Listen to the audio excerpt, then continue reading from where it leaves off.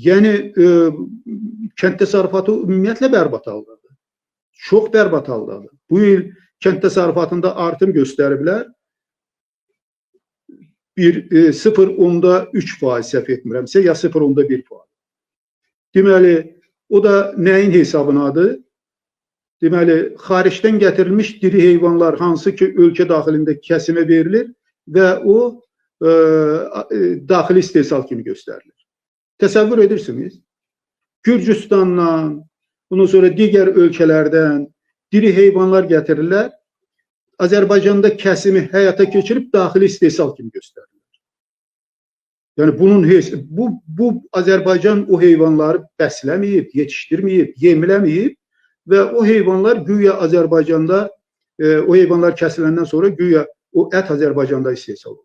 Yəni bütün bunların hamısı ondan xəbər verir ki, Azərbaycan iqtisadiyyatı hələ də sizə deyim, çətin durumdadır. Çox çətin durumdadır. İqtisadiyyat qurulmuyor əsaslı şəkildə. Və biz iqtisadiyyat dayanıqlı deyil.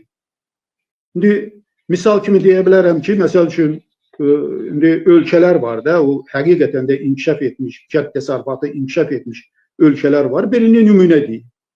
Niderland kənd təsərrüfatı məhsulu ixracı Niderlandı 148 milyard dollardır. 148 milyard dollar dəyərində Niderland deməli kənd təsərrüfatı məhsulları ixrac edir. O Niderland ki, onun ərazisi Azərbaycan ərazisindən 2 dəfədən də azdır.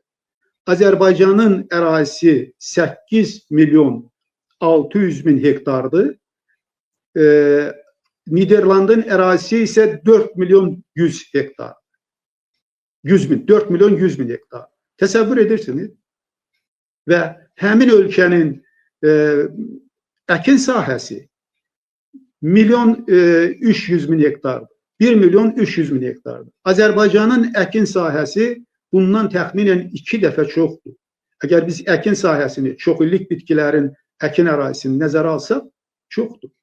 Və Azərbaycan nə qədər ixrac etsə yaxşıdır, cəmi cümlətəni 1 milyon dollarlıq Azərbaycan yeyinti məhsulları ixrac edir. Kənd təsərrüfatı məhsulları ixrac edir. Amma Niderland 2 dəfədən də çox az olan, deməli, ərazisi olan Niderland bizdən 148 dəfə çox, deməli, kənd təsərrüfatı məhsulları ixrac edir. Və əhalisi bizim əhalidən təxminən 2 dəfəyə yaxın çox. Yəni, əslində ərazisi az, əhalisi çox olan ölkələr problemlə qarşılaşmalıdır. Onların çətinlikləri olmalıdır. Və onu da deyim ki, onların torpaq iqlim şəraiti Azərbaycanın torpaq iqlim şəraitindən fərqli olaraq bir o qədər də münbit deyil. Onlar dənizin hesabına əraziləri genişləndirirlər və kənd təsərrüfatı məhsulu istehsalı ilə məşğuldur. Yəni, durum çox acınacaqlıdır bizdə. Mən bunu nümunə üçün dedim. Əlbəttə, bunlar deyə bilər ki, biz hara, Niderland hara. Əlbəttə, bunlar belə düşünə bilər. Amma sizi əmin edirəm, Azərbaycanın torpaq iqlim şəraiti daha münbitdir, nəinki Niderlanddır. Azərbaycan əhalisi daha işgüzardır, nəinki Niderlanddır.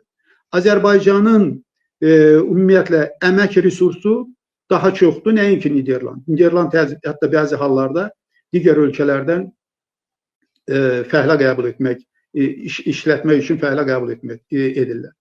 Yəni, bilirsiniz, mən bunu nümunə deyirəm ki, nə qədər Azərbaycanın potensialı çox böyükdür. Azərbaycan indikindən 3 dəfə artıq kənd təsərrüfatı məhsulu istehsal edə bilər. Məhsuldarlığı artıra bilər. Amma buna nail ola bilmir. Ona görə ki, ciddi problemlər yaradır hakimiyyət. Ciddi problemlər yaradır. Süni problemlər yaradır. Ölkədə ilk növbədə kadr çatışmazlığı var. Kadr hazırlamaq lazımdır. Bununla məşğul olan yoxdur. Kənd təsərrüfatı üzrə kadr bu ölkədə yetişdirilmir, hazırlanmır. Gəncə Kənd Təsərrüfatı İnstitutuna deyə bilərsiniz ki, orada tələbələr oxuyur. Bəli, tələbələr oxuyur. Və o tələbələr çox təəssüflər olsun ki, ən aşağı bal toplayan, yəni abituriyentlərdir. Çox təəssüflər olsun. Və biz nəyi görürük bugün? Biz onu görürük ki, təhsilin səviyyəsi aşağıdır. və yaxşı peşəkar kadrlar hazırlaya bilmirlər. Əgər olsaydı, sizə əmin edirəm, bugün mən çıxış etməzdim. Mənim əvəzimdə onlar, o gənclər, agronomlar çıxış edərdi, zootexniklər, baytar həkimlər çıxış edərdi ki, biz yaxşı təhsil almışıq, problemin nədən ibarət olduğunu bilirik, həlli istiqamətində bilirik, biz hazırıq qolumuzu çirməyək, ölkənin kənd təsərrüfatını dirçəldək. Onlar deməliydi.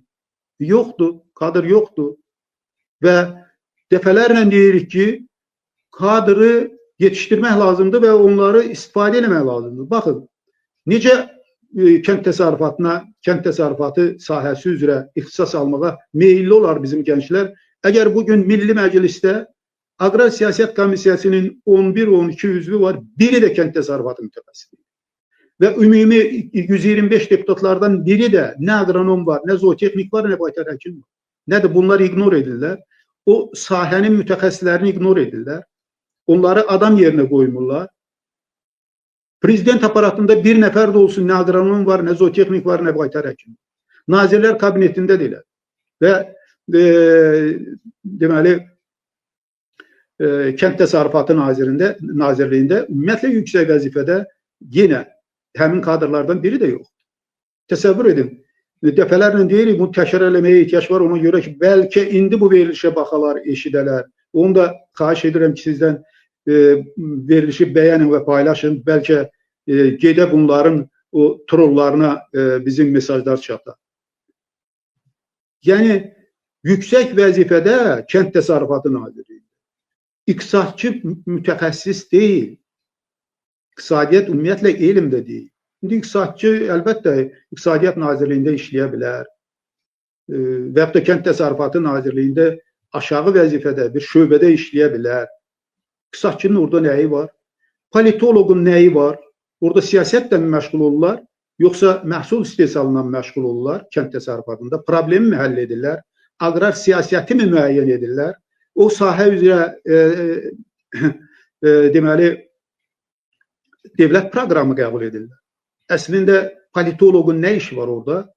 Ora siyasətçinin yeri deyil, ora peşəkarın yeridir. Sonra hüquqşünas, həm müavin hüquqşünasdır, nazirin müavini, həm də aparatın rəhbəri. Təsəvvür edin, hüquqşünasa nəyə ehtiyac var? Əgər kənd təsərrüfatında kəndçilərin hüququ pozulursa, bunun üçün məhkəmə sisteminə onsuz da müraciət edirlər, məhkəməyə müraciət edirlər. Yəni, orada mən başa düşmürəm, bu yüksək vəzifədə bunların nə işi var? Digər biri də dəfələrlə deyirik ki, qaz sahəsi üzrə mütəxəssisdir. Yəni, onun aqrar sahəyə heç bir aidiyyatı yoxdur. Və bunlar nə işlə məşğuldular? Niyə bir nəticə? Hər gün problemin olduğunu görür.